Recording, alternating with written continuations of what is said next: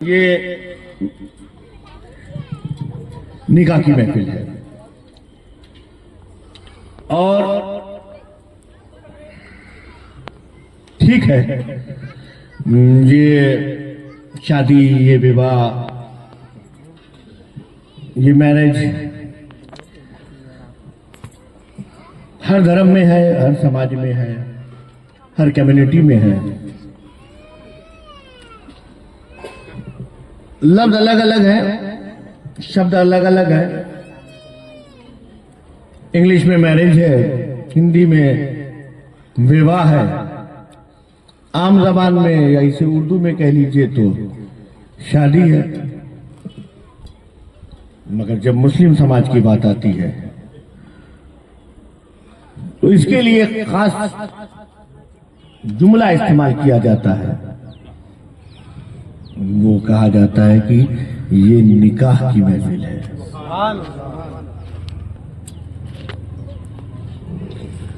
جیسے کہ عبادت ہوتی ہے، ہمارے یہاں عبادت ہے، نماز پڑھنا کیا ہے؟ عبادت ہے۔ روزہ رکھنا کیا ہے؟ عبادت ہے۔ حج کرنا کیا ہے؟ عبادت ہے۔ زکوٰۃ دینا کیا ہے؟ عبادت ہے۔ مگر نماز پڑھنا ہے تو ضروری ہے کہ پاک ہو، ناپاک نماز نہیں پڑھ سکتا۔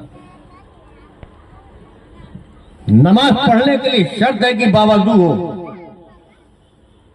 بے وضو نماز نہیں پڑھ سکتا۔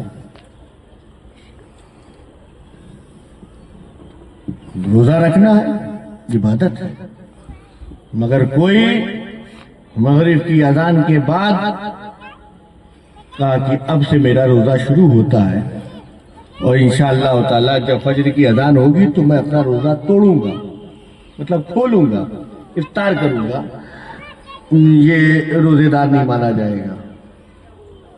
اس کے لیے ضروری یہی ہے کہ طلوع فجر سے پہلے وقت سحر میں جو ہے وہ کچھ کھا پی لے، اور جب غروب آفتاب ہو جائے، سورج ڈوب جائے، مغرب کا ٹائم جسے ہم کہتے ہیں، اب اس کے بعد وہ کچھ کھائے پیے تو اس کا روزہ مکمل ہو جائے گا۔ تو یہ ٹائمنگ بھی ہے، سسٹم ہے، آپ کی عقل سے نہیں چلے گا، جو اللہ اس کے رسول نے بتایا ہے وہی چلے گا۔ میری بات سمجھے آپ؟ تو ہم جتنی بھی عبادتیں کر رہے ہیں وہ جو حکم ہے، جو ٹائمنگ ہے، جو ایام ہے، جو دن ہے، حج کرنا ہے تو دسمبر جنوری میں ہم جا کے حج کریں گے، نہیں مانا جائے گا۔ یا ہم کہہ دیں بڑی گردی ہوتی ہے، بہت بھیڑ ہوتی ہے اس ذی الحجہ کے مہینے میں، ہم رجب میں جا کے حج کریں گے، صفا اور مروہ اور اس کے منی اور مزدلفہ اور عرفات اور جمرات، نہیں، تمہیں انہی ایام میں اسی مہینے میں آنا ہوگا۔ اگر تم اس میں حاضر ہو تو تم حاجی کہلاؤ گے، ورنہ تم سال بھر تک گھومتے پھرتے رہو، حاجی تو نہیں ہو سکتے۔ میری بات سمجھے آپ؟ تو عبادتوں کے لیے ٹائمنگ ہے، آپ کی مرضی نہیں چلے گی، عبادت کرنی ہے۔ ہم کو نکاح کرنا ہے، تمہاری مرضی نہیں چلے گی،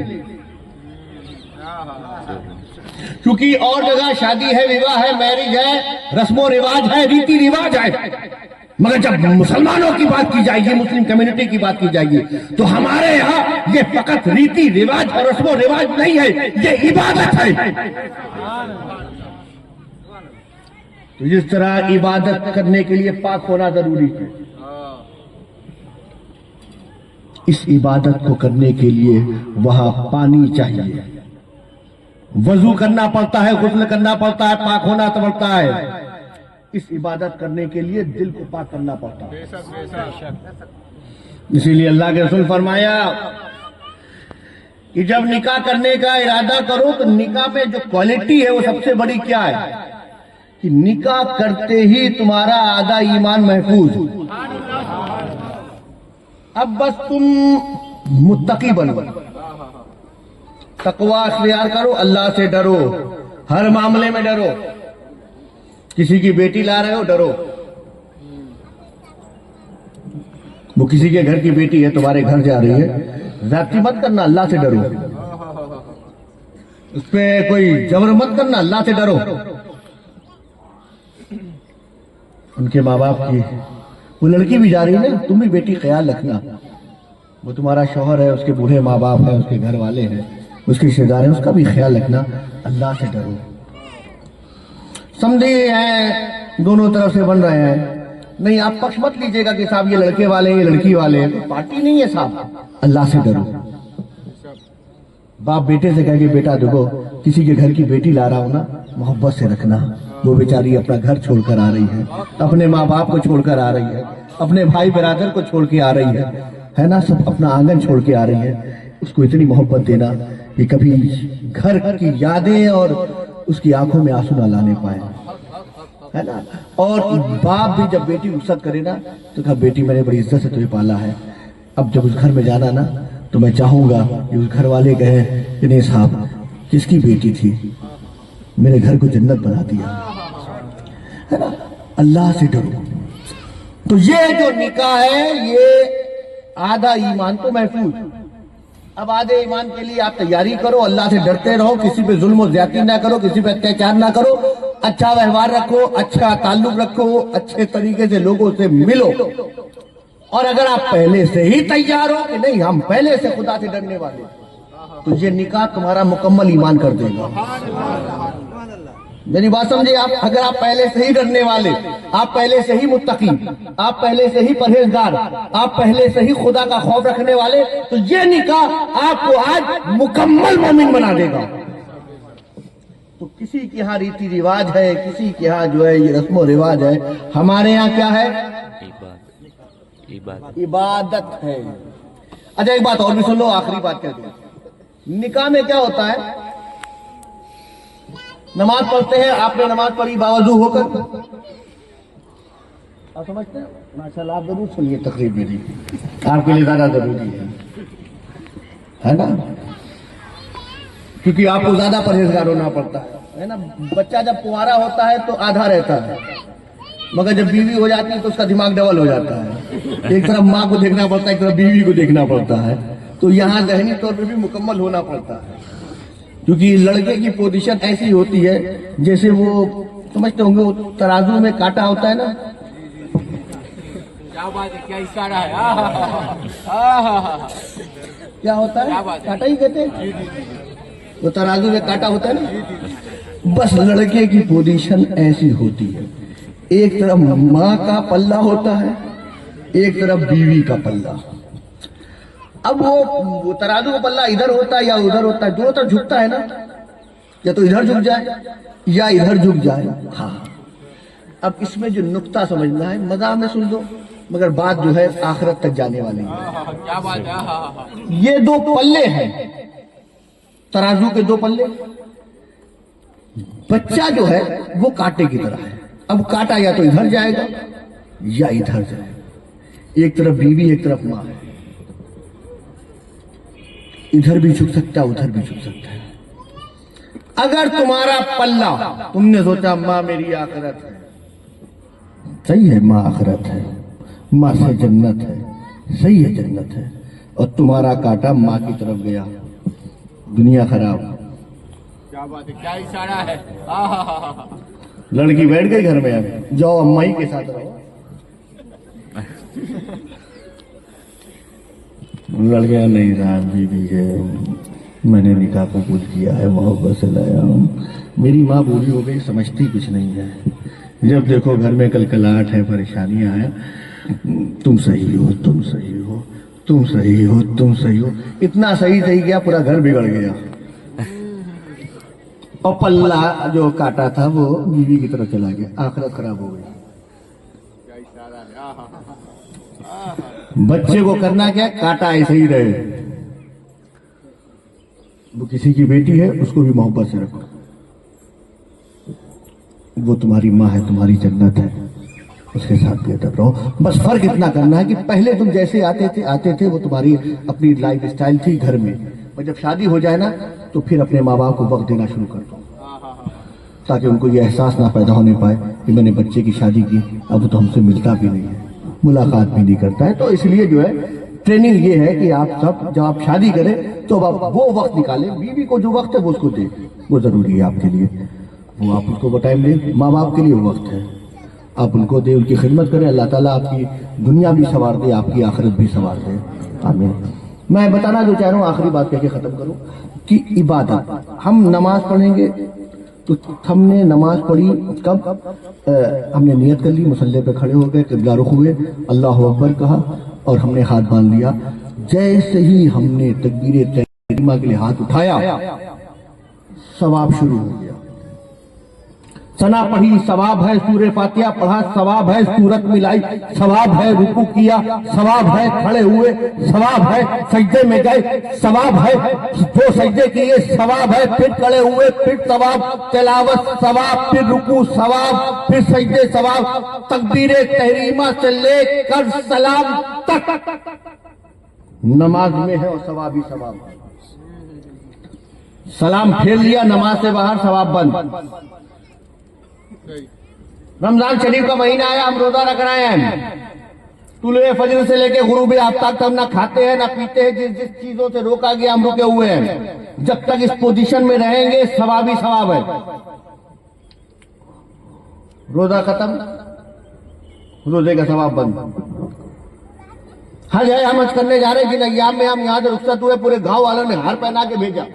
हम यहाँ से अहमदाबाद चले गए, सवाब ही सवाब है, फ्लाइट में बैठे सवाब है, जिद्दा उतर गए सवाब है, मक्का पहुंच गए सवाब है, तवाफ है सवाब है, सफा मरवा की सही है सवाब है, मीना पहुंचे सवाब है, मुजदलिफा पहुंच, अराफात के मैदान में सवाब है, मुजदलिफा पहुंचे सवाब है, जमरात में जो हो रहा है सवाब है, सारे अरकान अदा करे सवाब है, मक्के से मदीने आ गए सवाब है, और मदीने से यहाँ तक के फिर नेपाल पहुंचे, नेपाल पहुंचे घर में आ गए सवाब बंद। तो जब तक ये पोजीशन, ये सफर रह गया तो सवाब, ये नमाज में ये कंडीशन है तो सवाब, रोजे की ये टाइमिंग है तो सवाब, टाइमिंग खत्म सवाब खत्म, वो दिन वो सफर खत्म सवाब खत्म। निकाह ऐसी इबादत है। इन्होंने कहा, लड़की ने इजाजत दी, इन्होंने कहा मुझे कबूल है, बंधन में बंध गए, निकाह हो गया, सवाब शुरू। अब जिंदगी भर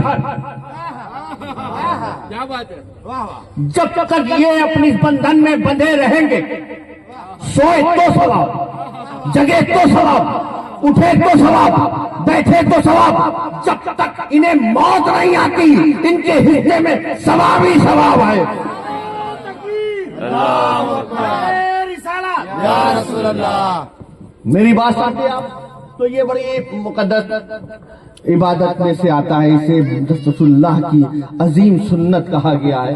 अल्लाह के रसूल ने फरमाया कि देखो ये ऐसी सुन्नत है ना, अगर तुमको थोड़ा सा इससे वो ना, जैसा निकाह मुझे पसंद है, क्योंकि ये निकाह मेरी सुन्नत है। क्या है?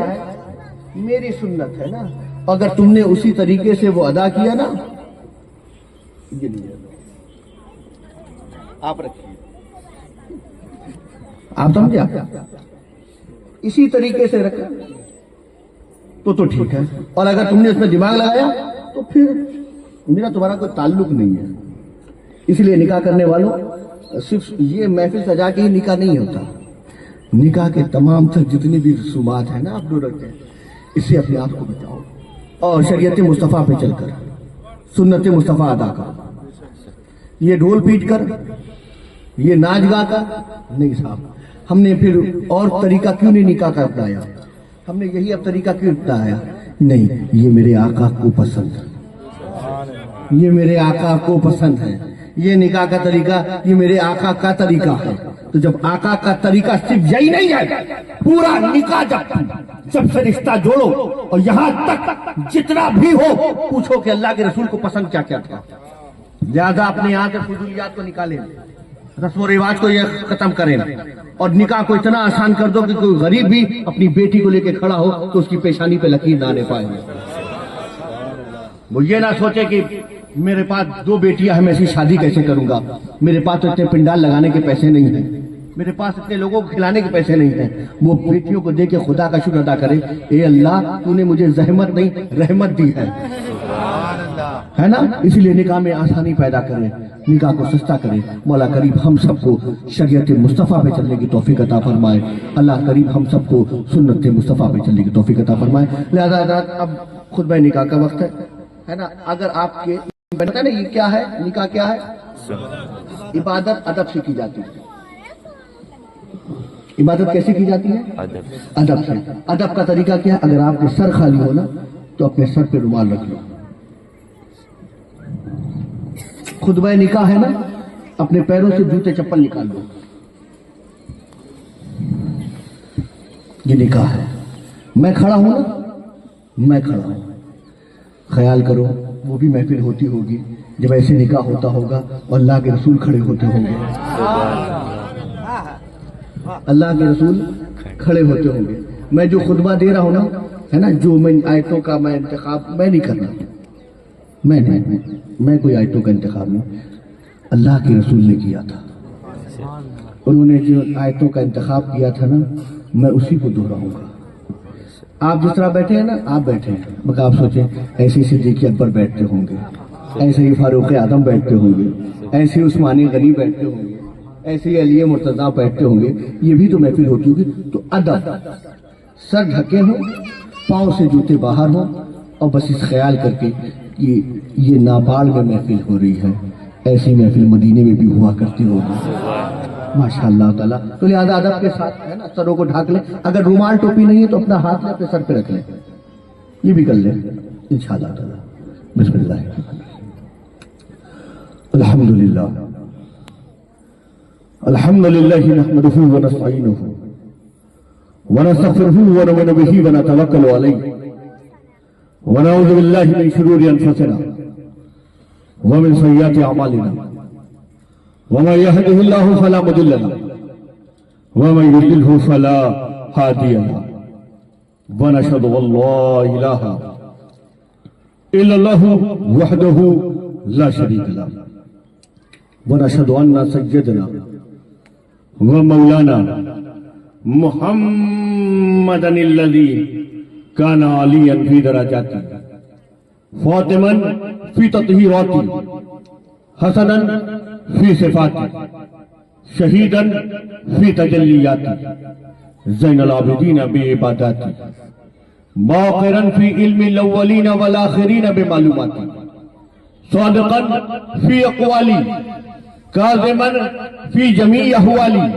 متمكنا في مقام الرضا جوادا كفه عند العطاء هاديا الى سبيل النجاة عسكريا مع الغزاة مهديا الى طريق اليقين غياث المستغيثين صلوات الله تعالى وسلامه عليه وآله وصحبه اجمعين برحمتك يا ارحم الراحمين. اما بعد فاعوذ بالله من الشيطان الرجيم. بسم الله الرحمن الرحيم. يا أيها الناس اتقوا ربكم الذي خلقكم من نفس واحدة وخلق منها زوجها وبث منهما رجالا كثيرا والنساء واتقوا الله الذي تساءلون به والأرحام إن الله كان عليكم رقيبا. يا أيها الذين آمنوا اتقوا الله حق تقاته ولا تموتن إلا وأنتم مسلمون. يا أيها الذين آمنوا اتقوا الله قولوا قولا سديدا يصلح لكم أعمالكم يغفر لكم ذنوبكم من يطع الله ورسوله فقد فاز فوزا عظيما. قال رسول الله صلى الله تعالى عليه وسلم النكاح من سنتي فمن رغب عن سنتي فليس مني أو كما قال رسول الله صلى الله تعالى عليه وسلم. صدق الله العظيم وصدق الله النبي الكريم ونحن ذلك لمن الشاهدين والشاكرين والحمد لله رب العالمين.